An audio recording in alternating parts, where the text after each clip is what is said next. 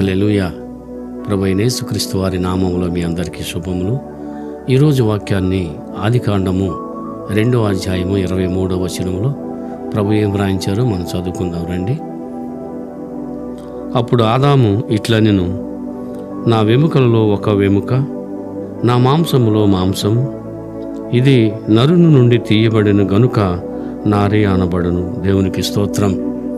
ఈరోజు ఎంతమంది దేవుని యొక్క మాటలు పలుకుతున్నారు? అది మన హృదయాలకే, మన హృదయంలో నుండి దేవుని యొక్క మాటలు ఎలా వస్తున్నాయో ఒకసారి మనం ఆలోచన చేయాలి. ప్రార్థన చేసేటప్పుడు దేవుని యొక్క మాటలు హృదయంలో నుండి రావాలి. కాబట్టి అవి మన మాటలు కాదండి, దేవుని మాటలే రావాలి. అప్పుడు ప్రార్థనలో మనము బలంగా వాడబడాలి. దేవుని యొక్క మాటలు ఎలా ఉంటాయంటే రత్నాల రాసులుగా, ముత్యాల మూటలుగా ఉంటున్నాయి. కాబట్టి మన నోట నుండి వచ్చేటి ప్రతి ఒక్క మాట కూడా దేవునికి మాదిరిగా కనిపించాలి. కాబట్టి దేవుని మాటలుగా బలంగా మనం వాడబడి దేవుని యొక్క చిత్తాన్ని జరిగించేవారుగా ఉండాలని దేవుడు ఈ రోజున ఆదాము ద్వారా ఇవన్నీ కూడా మాటలు, దేవుని మాటలు పలికిస్తున్నాడు. అవ్వా, నీ మాటలే నేను, నీ పలుకులే నేను పలికిస్తాను, నీ సన్నిధిలోనే నేను ప్రార్థన చేస్తాను, నన్ను బలంగా వాడబరుచు తండ్రి అని ఎంతమంది ఈ రోజున ఈ షార్ట్ వీడియో చూస్తున్నటువంటి వారు ఎంతమంది దేవుని యొక్క మాటలు పలుకుతున్నారు? మన మాటలు కాదండి, మన మాటలు వ్యర్థమైనటువంటి మాటలు.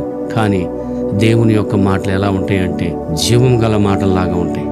కాబట్టి దేవుడిచ్చినటువంటి ఈ జీవం గల మాటలు ప్రార్థనలో దినదినం శక్తివంతమైనటువంటిగా ఉంటున్నాయి. కాబట్టి అందరూ కూడా ఈ షార్ట్ వీడియో చూస్తున్నటువంటి ప్రతి ఒక్క బిడ్డ కూడా దేవుని యొక్క మార్గములో నడిచి దేవుని యొక్క చిత్తానుసారంగా నడవాలని, బలంగా వాడబడాలని దేవుడు ఈ రోజున మనం అడుగుతున్నాడు. ఈరోజు సిద్ధంగా ఉన్నావా?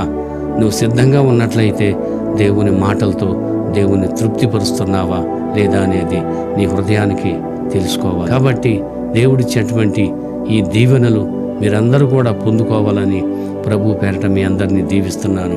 అట్టి కృప ప్రభు మనందరికీ దయచేయను గాక. దేవుడు ఈ వాక్యాన్ని దీవించును గాక. రండి, చిన్న ప్రార్థన చేద్దాం. తలలు వంచండి. పరిశుద్ధుడు అయిన దేవా, కృపగల తండ్రి, మీ మాటలే ప్రతి ఒక్క బిడ్డ కూడా పలకాలి తండ్రి.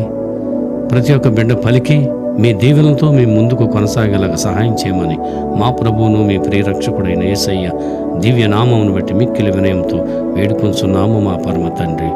ఆమేన్.